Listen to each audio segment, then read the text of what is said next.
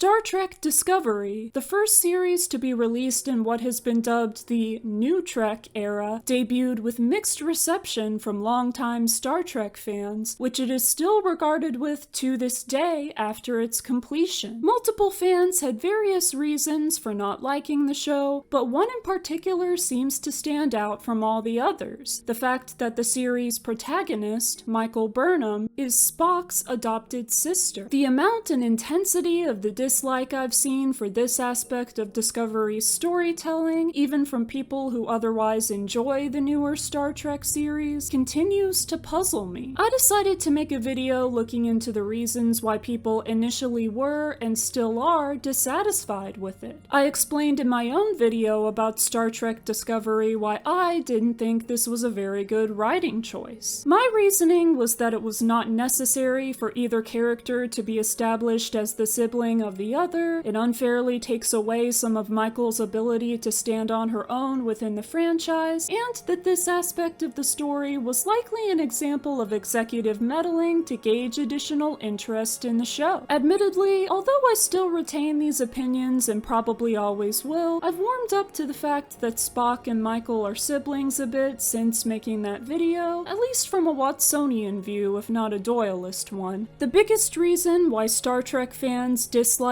the additional canon of Spock having a sister is because they view it as a retcon of Spock's backstory. Whether or not it is depends on one's definition of a retcon. The term is a portmanteau of retroactive continuity, which can mean anything from adding on to past canon after it was initially established, to completely altering certain events or their in-universe context. I would say that something is only undeniably a retcon if the newly established aspect of canon cannot possibly coincide with the context in which it was initially established, particularly if it is explicitly shown and stated to be entirely different, to the point where it's simply impossible for both the new and old canon to be true within the same continuity. With this in mind, Spock having a sister could only be a retcon if it had ever been explicitly stated within the canon text, that is, any series or movie whichever featured Spock or spoke of him, that he never had a sister. There is reportedly an instance of D.C. Fontana, one of the writers on Star Trek the original series who had a significant role in developing Spock as a character, stating that Spock had no siblings. As I said though, since this is not stated within the text itself, it is not text but rather what is called paratext, and therefore not canon. Essentially, Spock being an only child was only ever a headcanon, even if it was one held by the people who created and developed the character. I suppose some longtime fans were unhappy with Spock being revealed to have siblings, mainly because it went against this headcanon that they'd held for years or even decades. There are two things about Spock which are canon that don't make him having a sister seem implausible: him not speaking about his family directly unless he has to, and him having another sibling in addition to Michael. When Spock's parents are first introduced on screen, Spock does not state that they are his parents until prompted to by Captain Kirk. The same happens later on when his older half-brother Sybok confronts him. Spock being the hybrid child of a human and Vulcan and the only such hybrid in existence makes it easy to infer that his family situation and upbringing were complicated, as is confirmed in series dialogue. This also makes it seem reasonable that, as a Vulcan trained in the ways of logic, he would not openly discuss a topic which he has conflicting thoughts and feelings about. The additions of him having siblings make his family situation seem more complicated, and therefore it becomes more understandable that he would not voluntarily speak of such matters. As I also mentioned in my Star Trek Discovery analysis video, the addition of an older half-sibling to Spock's backstory in Star Trek V: The Final Frontier was the subject of much criticism upon the film's release, despite Spock's secretive nature regarding his family already being well established. To this day, the film is regarded by many as one of, if not the worst in the Star Trek franchise, with the introduction of Sybok likely being part of that. Nowadays, however, it seems like fans new and old are more willing to embrace Sybok as part of Spock's life and are eager to learn more about about his relationship with Spock, especially with Sybok's canonicity being confirmed by the character having a brief cameo in Star Trek Strange New Worlds. Since people have come around to Sybok as Spock's brother with the passage of time, perhaps they will do the same for Michael as Spock's sister. That said, it does seem like a double standard that people would be more accepting of one of Spock's siblings into his backstory than the other. Some fans likely have a bias towards Sybok over Michael because the former was introduced in the classic Star Trek era, while the latter was introduced in the new Trek era, which is not the one that they prefer over the other. Another reason that certain people are more critical of Michael as a character in general, not just as Spock's sister, which it would be unfair to ignore, is the fact that Michael is black, a woman, or especially because she is both of those things. Sybok, of course, is white, or the Vulcan equivalent of it being played by a white actor, and male. Everyone should acknowledge that they have the capacity for internalized racism and sexism regardless of their own race or gender, and consider whether that gives them certain biases. The discrepancy could also have something to do with the fact that Sybok is Spock's biological sibling, whereas Michael is not, which is just insulting to real people who have adoptive or foster family members. To me, the way Michael is related to Spock is more believable than that of Sybok. All we initially knew was that Sybok was the child of Sarek and a Vulcan princess, and that he was raised alongside Spock after Sybok's mother died. Strange New Worlds gives us the additional information that Sybok was born out of wedlock, probably to align with Picard saying that Sarek's first wife was from Earth in the next generation, and that Spock was told to avoid Sybok at all costs. The popular opinion was that this seemed out of character for Sarek, with even Gene Roddenberry himself considering it apocryphal. I guess it could at least explain why Sarek is not married to someone betrothed to him in childhood, according to Vulcan tradition, with Sybok's mother presumably being the person he was betrothed to, but Sarek marrying Amanda once Sybok's mother left or died. Let's compare that to how Michael became part of Sarek's family. At the time she was orphaned, she and her parents were living on a joint human and Vulcan colony, which would presumably make her equally familiar with human and Vulcan cultures, and lead Sarek and Amanda to believe that they, a human and a Vulcan, would be best fit to raise her. Sarek may have also wanted to acclimate a full human into Vulcan society to prove that the same could be done for the half-human, half-Vulcan Spock.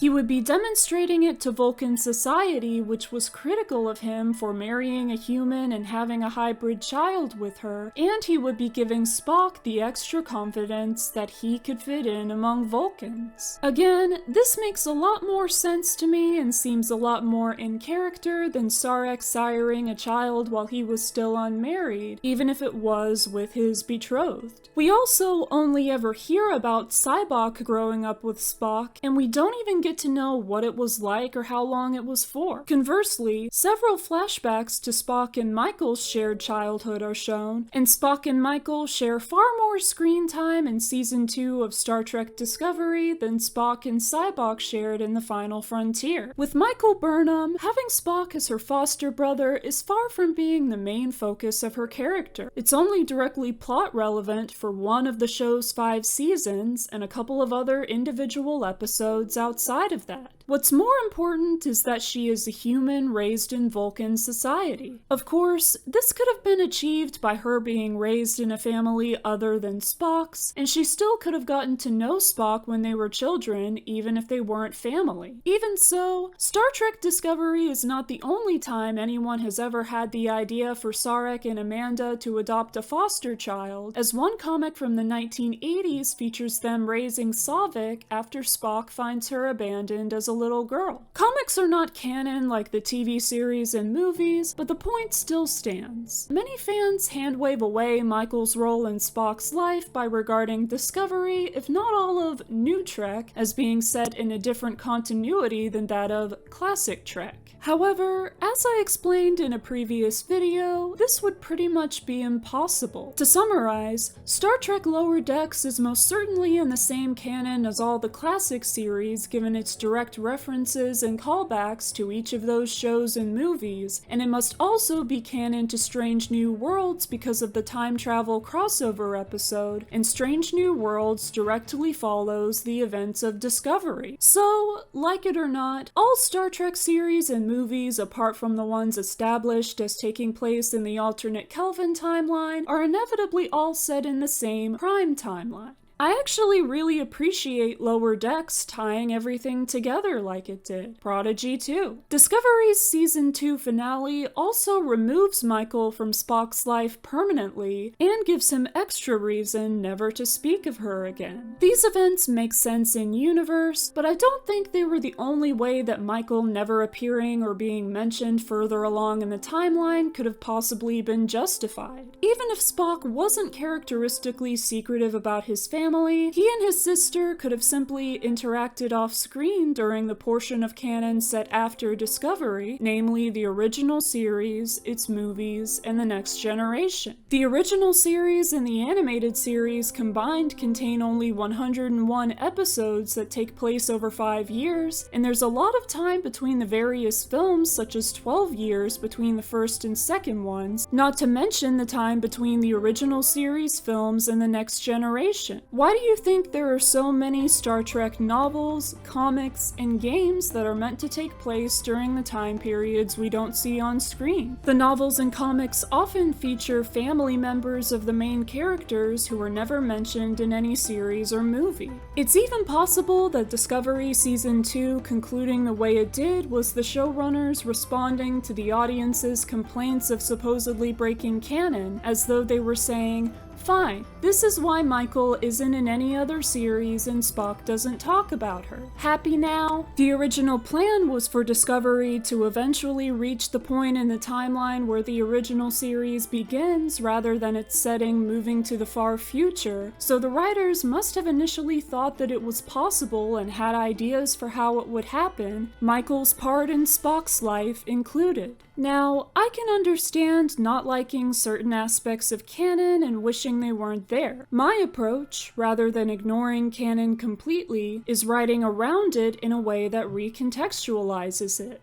Such is an example of a retcon, but not all retcons are necessarily bad. Sometimes the canon that they fix is. For example, I find it impossible to believe that Spock would accept that Kirk died on board the Enterprise B without having seen a body, based on several of his actions in the original series and its movies. The way I would write around that is by establishing that Spock did enough research on the Nexus and how to properly shield a spacecraft from being destroyed by it, that when the Nexus came back into the galaxy in 2332, he could rescue Kirk from it. The events of Star Trek Generations can still happen because Kirk either left behind a sustained echo or the Nexus created its own copy of him, and Kirk and Spock would keep Kirk's rescue a secret so no one would try to manipulate the Nexus for their own gain like Dr. Soran eventually does. However, you can't really do that kind of thing with someone having a sibling. Michael having been raised alongside Spock as his sister doesn't completely alter the context of events further along in the timeline, it simply adds to them. Spock observing Michael's attendance of the Vulcan Science Academy could have helped give him the idea that Starfleet was a better fit for him. In the TOS episode Operation Annihilate, when Kirk discovers that his brother has died and Spock appears to be saying he knows how Kirk must feel, this can now be interpreted as Spock trying to say that he knows what it's like to lose a sibling, since he has before. Spock's revelation that he never told his mother he loved her could have been especially devastating for him, because he only ever told his sister he loved her when she was trying to push him away, and when the two parted ways for the final time. There are plenty more examples, but I won't get into them all in this video. It's honestly kind of funny to me when people express dismay over Spock Spock having a sister, because based on little kid Spock's reaction to her being introduced to him, he definitely didn't want a sister either. While it's somewhat easy to headcanon Spock as an only child if you don't know otherwise, the dynamic of three kids who were all previously raised as only children suddenly all finding themselves in the same household is just too fun not to want to play around with. If you have trouble reconciling the roles of Spock's siblings in his life overall, as opposed to solely in the media that introduces them, I highly recommend reading the autobiography of Mr. Spock by Una McCormick, as it makes all of these events fit together cohesively. Also, like I always say, practically infinite alternate realities mean that everything must be canon in at least one or some of them, including Spock being an only child. Spock is definitely not the only Star Trek character to have siblings which were previously unknown to the audience and the character's friends and crewmates. Some were even unknown to the characters themselves. To name a few, Tasha Yar, Deanna Troi, and Worf all have siblings which were not initially brought up and probably not yet conceived as part of those characters' backstories when the characters were first introduced. Worf even has one biological and one foster sibling, just like Spock.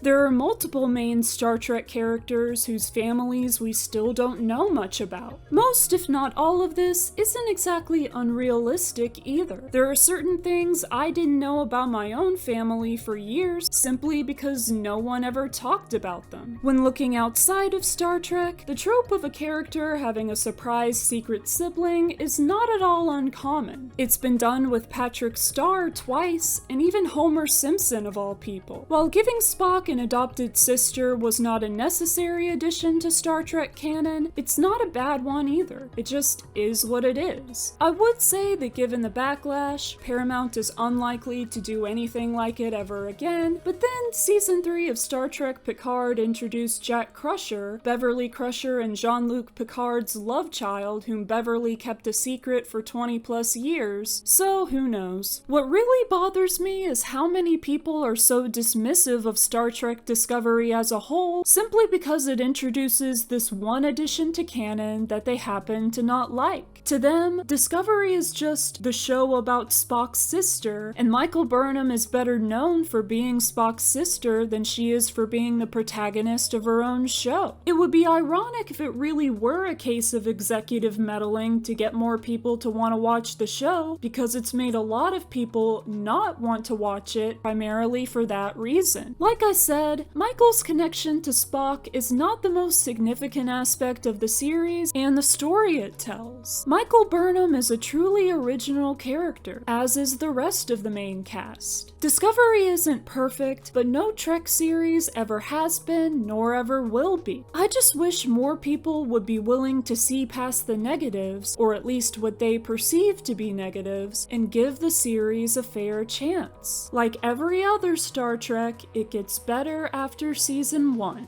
Anyway, what do you think? What do you believe are people's reasons for not liking the fact that Spock has a sister? Let me know in the comments. Thank you for watching this video. Like I said, I've made other videos on Star Trek related topics, so be sure to check those out if you haven't already. Live long and prosper, and I'll see you next time.